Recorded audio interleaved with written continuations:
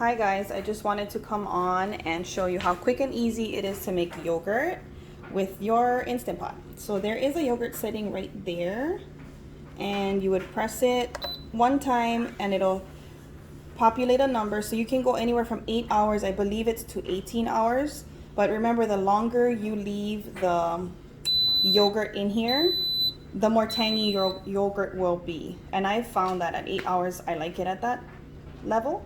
So I leave it at 8 hours. 8 is the minimum.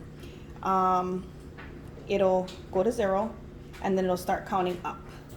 So instead of like the regular setting on Instant Pot where it counts from the time that you want down, it'll count up to 8 hours. And you pretty much just put your milk in. It's always better to use raw milk, but I'm kind of scared of using raw milk, so I use whatever the market has. I'm always gonna get grass milk, which is grass-fed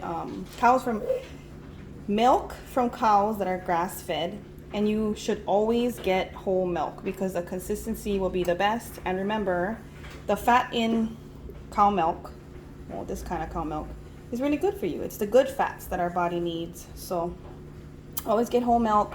This is the one I prefer to use every single time. There are two ways you can make your own yogurt. So you need milk, right? Like I said. And you also need a starter, which this is what this is. And it looks kind of like this.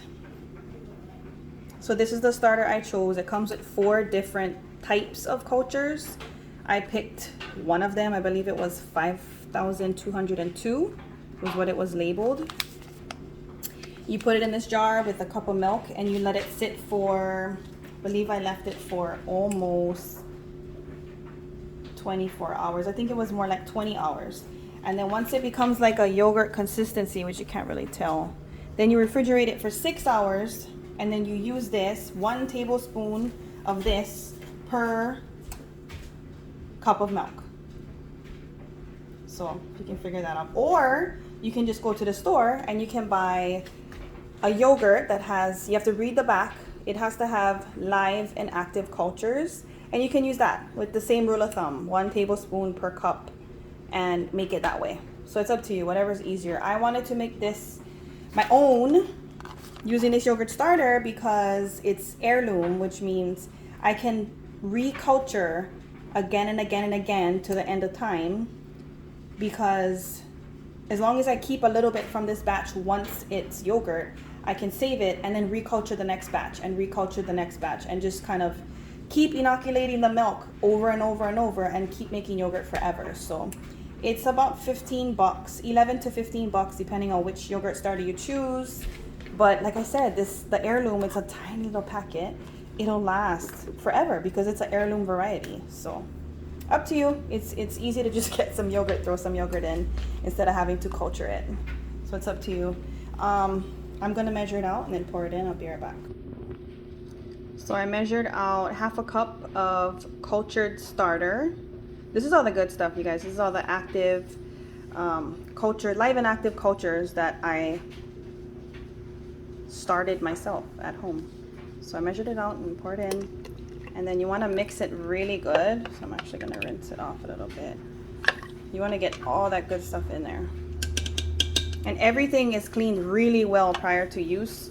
So that way you're not contaminating the yogurt. Because I'm not going to heat this yogurt to 160 because it's already ultra pasteurized, which means the milk has already been cleaned. So I don't have to heat this milk to a certain temperature, let it cool, and then add the cultures. I can just set it and forget it. So there it is. That's how you make yogurt. This is pretty much it. You cover it. Let me get the cover. Cover it. And you can leave it on sealing or on open. It's up to you. And you just let it do its thing. So 8 hours, and it's going to beep to let me know it's done. And then you can either strain it to make it into Greek yogurt, or you can just leave it as it is and add flavor, add sweetener, whatever really you want, fruits. It's up to you, but that is it. It's 2 ingredients. You put it in the Instant Pot, you hit yogurt, you let it do its thing, unbothered. You can check on it from time to time, but I just leave mine and let it do its thing. And that's pretty much it.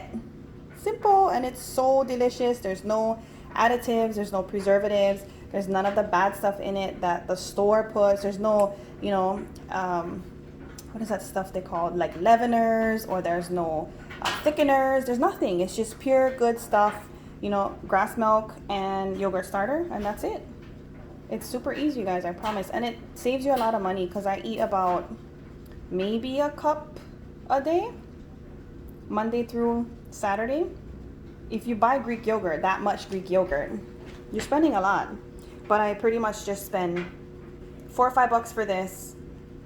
And then if you were to divide this starter into 4, because it comes with 4, and I paid about, I think I paid 11 or 12, $3. So $6, $7, $8 for a whole pot of yogurt that pretty much lasts me 6 to 8 days. And then you can use the yogurt for other stuff that you cook with too. But yeah, super simple. I hope you guys like my video. Okay, bye.